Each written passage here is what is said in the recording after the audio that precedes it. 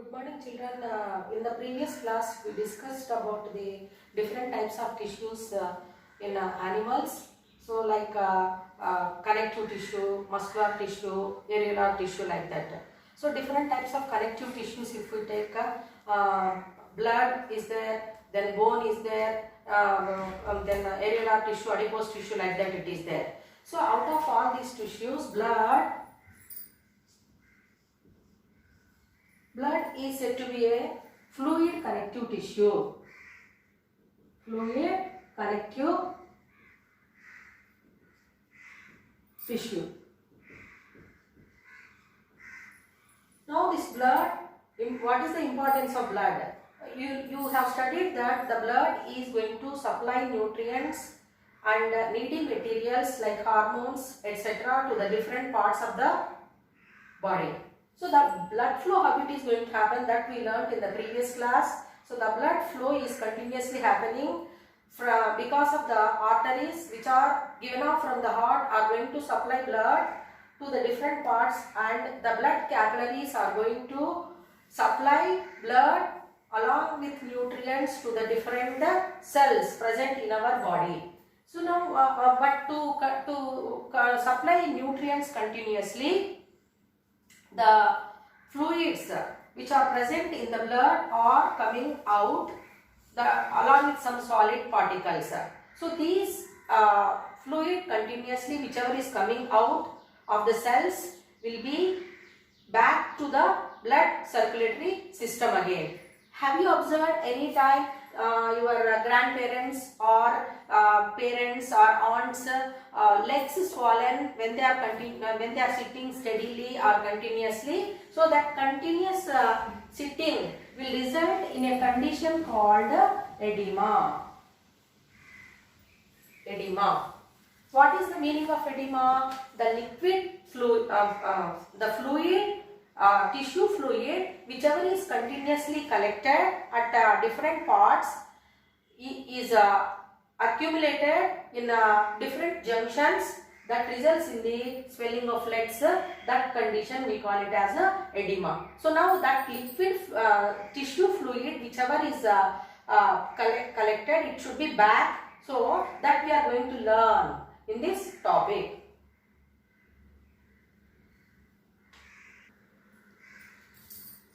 That tissue fluid, whichever is collected like that, is going to be supplying nutrients to the different parts of the cell in the body, and remaining tissue fluid, it has to be back to the circulatory system. So that is going to happen because of a lymphatic system.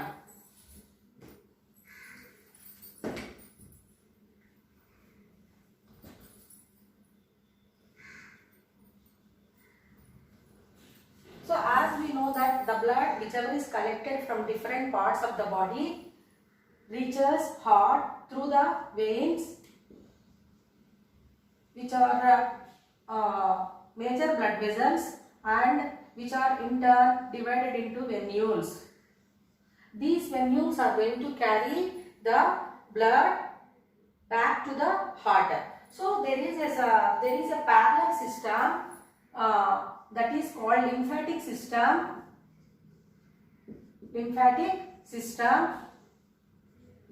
is going to help in collecting the fluids, tissue fluids, and supply them to venules, and finally it will be sent to the veins, and from the veins it will be back to the heart. So that is called as a lymphatic system. Lymph means water, which is a Latin word. So this lymph is going to help in collecting all the materials and send it back to the venules and veins, and finally it will be supplied to the heart back.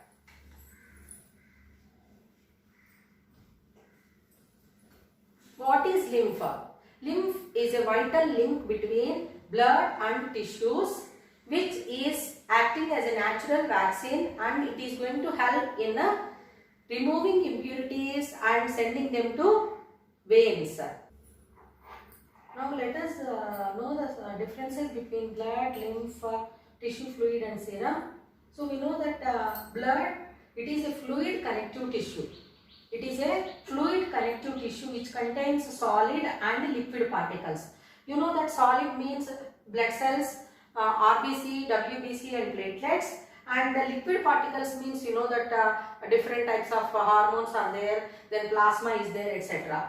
Then so that is blood. Lymph means a substance that contains blood without solid particles. So lymphatic system. In lymphatic system, lymph is there now. So that lymph, it is a substance, fluid substance which contains blood without solid particles, means no blood cells in that. Then tissue fluid, lymph, it is present in the tissues. Okay, lymph, it is present in the tissues is called a tissue fluid. And another liquid substance is there, that is serum, that you can observe it. So whenever we get any injury or any hurt on our body parts, we can observe the blood clot, and after the formation of blood clot we can see there watery substance whichever is oozing out. So that one we call it as a serum. So the liquid portion after the formation of blood clot is called as a serum, which contains the factors for blood clotting. Once again I would like to explain the lymphatic system. So all of you know that the blood is supplied to the different parts of the body through the arteries, and some amount of blood is going to be once again I would like to give the lymph, importance of lymph. Lymph is a vital link between blood and tissues. So that lymph is going to help in carrying the needy materials to the different cells of our body, and it helps in removing the waste materials and solid particles into the blood through the veins. So here the lymphatic system is a parallel system to the venous system. How the blood and lymph or tissue fluids are moving in our body parts means the skeletal muscles which are present in our body are contracting and helps in pushing the blood, lymph into the lymph into the lymphatic system, and blood into the venous system. So like that here the blood circulation again back with the impurities is going to happen, and here the back flow of the blood or lymph is going to be stopped because of the valves which are present in lymphatic vessels and veins and other blood vessels.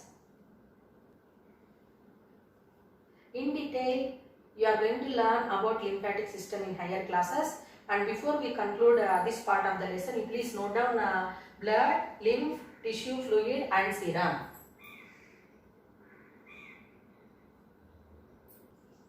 In the beginning of the lesson, I asked one question. Have you observed your grandparents swollen legs? So that swollen legs condition is called as edema. Why it is happening there like that means the tissue fluids which are collected, if they are not sent back to the blood vessels back again, then they will be accumulated at different junctions of our body, which results in swelling of joints or body parts. So that condition we call it as edema, especially legs will be swollen. So that condition we call it as edema. And what precautions you can give, you can suggest to the elders to avoid the edema. So now precautions or suggestions.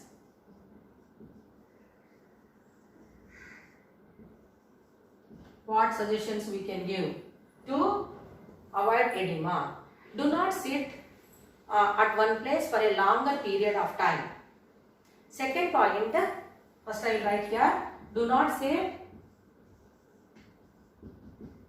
at one place for long period of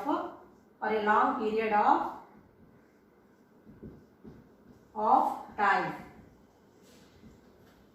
Second point, Drink plenty of water.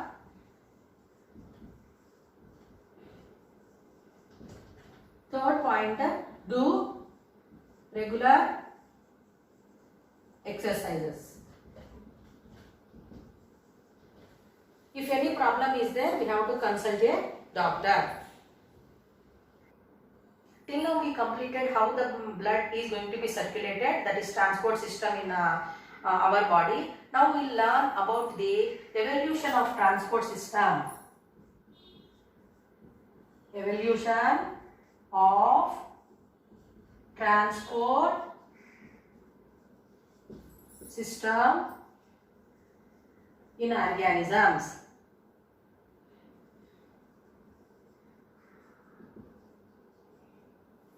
Evolution of transport system in the organisms. So, evolution means it is a slow and steady process where the primitive organisms like amoeba, which is evolved into the multicellular organism human beings. It is a slow and steady process. Means what is happening? The organization of life is in such a way that from the simple to the complex form is going to happen. Means all the systems are going to be evolved in such a way where the functioning of the organism is going to happen. So let us learn about the transport system, that circulatory system, how it is evolved. So what are all the changes, that what are all the different organs which are present, how the transport system is going to happen in the organisms, we will learn in this class. So for example, there is no much problem in unicellular organisms. Unicellular organisms. For example, you can take amoeba. Example, amoeba. So amoeba is said to be a single-celled organism and it is having very simple and minute primitive structure.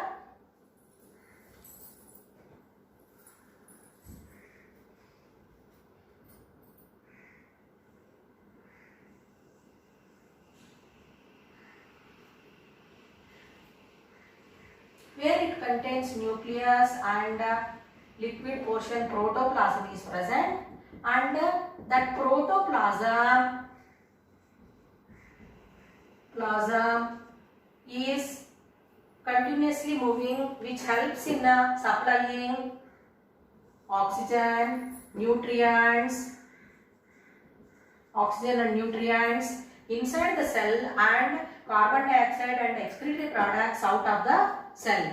So that movement continuously where it is happening, that is because of protoplasm, is called as a Brownian movement. Brownian movement. What do we call it? Brownian movement. So now what you can learn in amoeba, the Brownian movement caused because of protoplasm is going to help in supplying nutrients or removing the waste materials from the cell. Coming to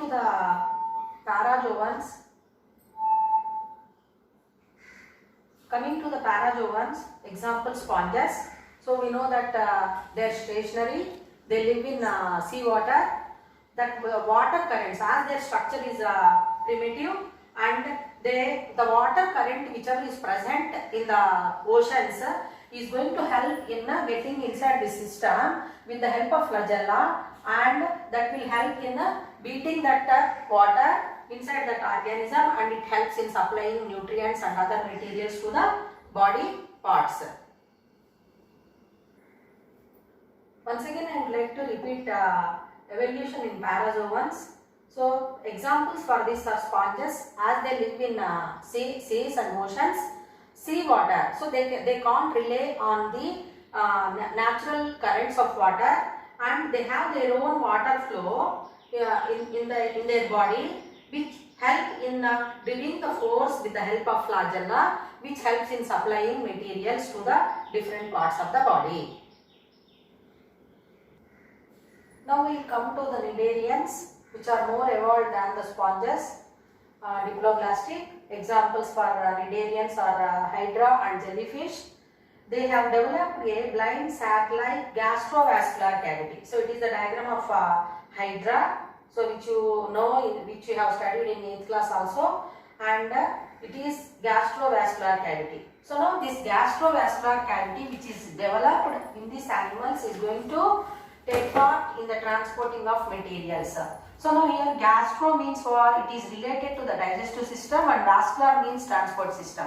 Means both are going to, digestion as well as vascular transporting materials is going to happen through this blind sac-like gastrovascular cavity. In Platyhelminthes, example is tapeworm, which is a parasite living in a human body. The digestive system is highly branched like this, and excretory system is going to collect the waste materials from each and every cell. The digestive system is highly branched and it is going to transport all the needy materials to the cells, different cells of the body. At the same time, the excretory system is going to collect the waste materials which are produced in each cell. So if we observe this structure, the most of the body is filled with the digestive and excretory systems. Organisms belonging to Platyhelminthes are nematoda. For example, roundworm, which are triploblastic in nature. They contain the pseudocoelom. So pseudocoelom is present, false body cavity is present, which is going to help in supply the food to all the cells in the body cavity, and it is happening directly to the different cells. So please observe the diagram.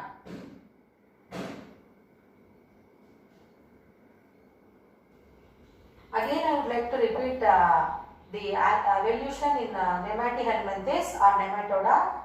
So example for this class is roundworm. They are triploblastic organisms, means they contain the 3 layers of cells, that is ectoderm, mesoderm and endoderm. So they have the false body cavity, that is pseudocoelom. Pseudocoelom is present, which is going to help in supplying food to all the cells in the body directly, and most of the Platyhelminthes organisms are parasites. In Annelida phylum, example earthworms, they are triploblastic organisms and eucoelom is present, means true body cavity. True body cavity. So that's why they are called as eucoelomate animals. In these organisms, we observe the well differentiated blood vessels and pulsatile organs. Means blood, then pulsatile organ means which help in pumping blood, which we call them heart-like structures, and blood vessels. One is said to be dorsal blood vessel and other one is said to be ventral blood vessel. These two are bringing blood to the heart, and another one is supplying different parts blood, like that. So now this picture is going to make you to understand how this circulation of blood is going to happen.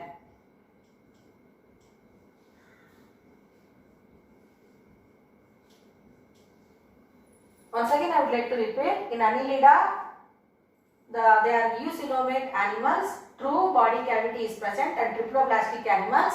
So coming to the evolution of transport system, we are going to observe a pulsatile organ-like structures and the major blood vessels, dorsal blood vessel and ventral blood vessel. So one is going to supply blood and the other one is going to bring back blood to the hearts. In arthropoda, example cockroach, all insects, you have seen cockroach. So now here the how this transport system is going to be happening, that we are going to learn here. The blood is directly pumped from hearts to the different body parts. Means that body cavity, whatever it is there, it is going to be just filled with blood. So that is 3 sinuses are there, open spaces which we call them. One is said to be head sinus, and pericardial sinus. Why it is called like that means we observe heart-like structures. So pericardial sinus and perivisceral sinus where the digestive system will be present, and perineural sinus where the nervous system is present. So the heart, because of rhythmic contraction of this trachea, so the blood is flowing from one chamber to other chamber, and from here directly it is pushed. So we are not going to observe any blood vessels, but heart-like structure we observe. So as that blood is flowing directly from the hearts into the open spaces, so this type of circulation we call it as the open type of circulation. Open type of circulation. The important point is said to be sinuses and open type of circulatory system is observed in the arthropods. So in this the digestive system is going to help in supplying all the nutrients, and this open type of circulatory system is going to help, that is blood is going to be help in supplying nutrients to different parts of the body, whereas respiratory system is going to help in transporting oxygen as well as carbon dioxide. So this type of open type of circulatory system where the blood is pushed or pumped into the open spaces is called open type, and it is also seen in the other organisms belonging to phyla like mollusca and lower chordates, even echinodermates. Other type of circulatory system which is closed type of circulation, which is seen in mollusks, then cephalochordates and echinodermates, even annelids also. So what is the meaning of closed type of circulatory system? Means when the blood is going to flow in the blood vessels like arteries, veins, so all these are present, and the blood is flowing inside the blood vessels, and it is supplying all the needy materials and getting back the unwanted materials to the heart. So that type of circulatory system is called as a closed type of circulation. The other type of circulation is closed type of circulation, which has taken the responsibility of supplying all the needy materials to the different parts of the body. So closed type of circulation means the blood is flowing inside the blood vessels. That type of circulation we observe in higher animals, then mollusks, then echinoderms, annelids, etc. So now let us observe the heart structure of higher animals, means vertebrate animals, starting from fish to human body. So in fish, if we observe, in fish we observe the two-chambered heart. One is said to be auricle and other one is ventricle. Whereas here in amphibia, next class, next phylum we can take amphibians, example frog. So we observe the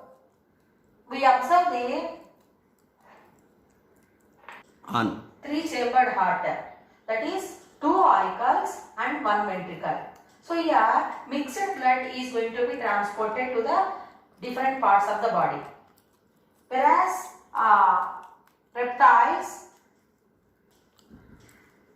in reptiles like snakes, example, we observe the incompletely divided four-chambered heart, incompletely divided. So two auricles clearly we are observing, whereas the ventricle is not completely divided. So we are not observing the septum here, where it is dividing the ventricle into two parts. So incompletely divided four-chambered heart we observe in reptiles. Coming to the mammals, that is man, example, and other higher animals, completely divided four-chambered heart we can observe, that is two auricles. Upper two chambers are auricles and lower two chambers called ventricles are present. Once again I would like to repeat. So the evolution of heart in all the higher animals, if we see, fish is having two-chambered heart, one auricle and one ventricle. In frog it is having three-chambered heart, two auricles and one ventricle, and in reptiles two auricles and incompletely divided ventricle we can observe. Means evolutionary wise, here only it is going to be the start of a four-chambered heart, but it is incompletely divided ventricle. Then in mammals, man, we observe the four-chambered heart where it contains two auricles which are upper chambers and two ventricles which are lower chambers. So like that, the evolution of a transport system has been carried out in different organisms.